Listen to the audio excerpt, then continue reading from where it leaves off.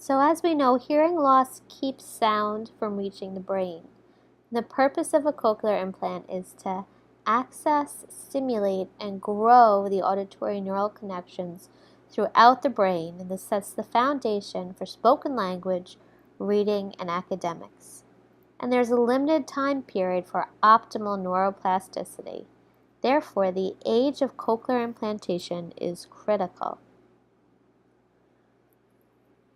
Neural imaging shows that primary and secondary auditory areas are most active when a child listens and reads, and phonological and phonemic awareness, which forms the basis of development for literacy, all happen at a very early age.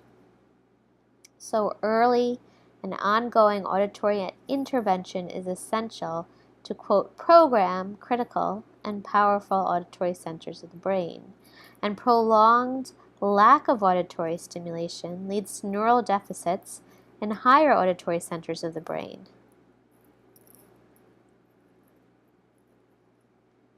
Acoustic stimulation must occur early and often.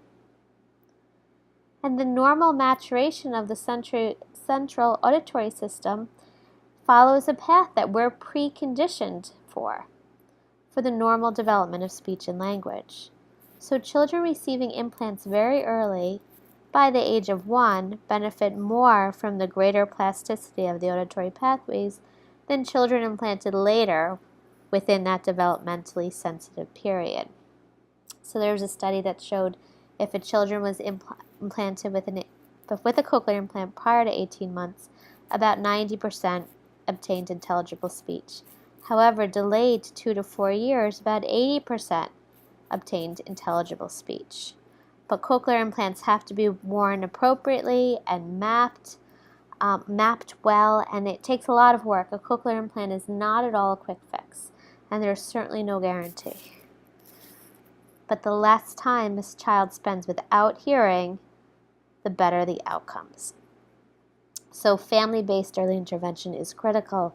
Direct, repetitive auditory skills instruction. A child has to receive extra auditory exposure, stimulation, and practice. And children with cochlear implants way outperform children with hearing aids. But it takes a lot of effort, a lot of work, and it's not a quick fix.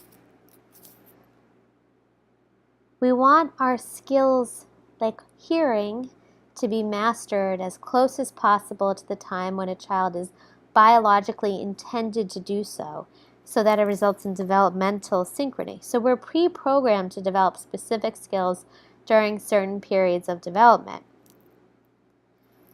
If we can trigger these skills at the intended time, we're operating under a developmental model and not a remedial model. Intervention that occurs later in a child's life, you're sort of out of sync and you're forced to work within a remedial model. With remedial intervention, you need to undo the neural organization of the brain as it has initially acquired it and reorganize it.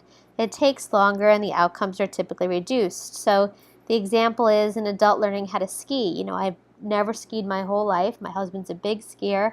I went with him once and it was awful because I went as an adult and I just didn't know what to do or how to do it, and I have the fear in me. So language, everything, better to learn it when you're younger. Will make your life easier when you're older.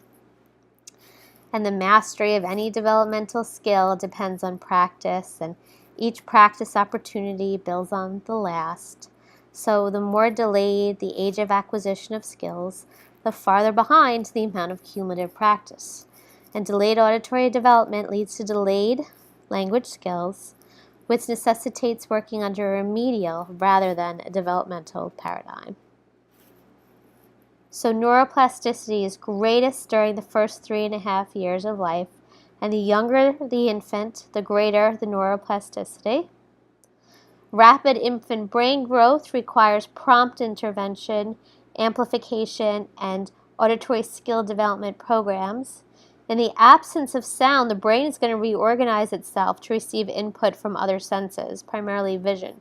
This is called cross-modal reorganization. So the brain isn't just going to let that area where the auditory cortex is sit.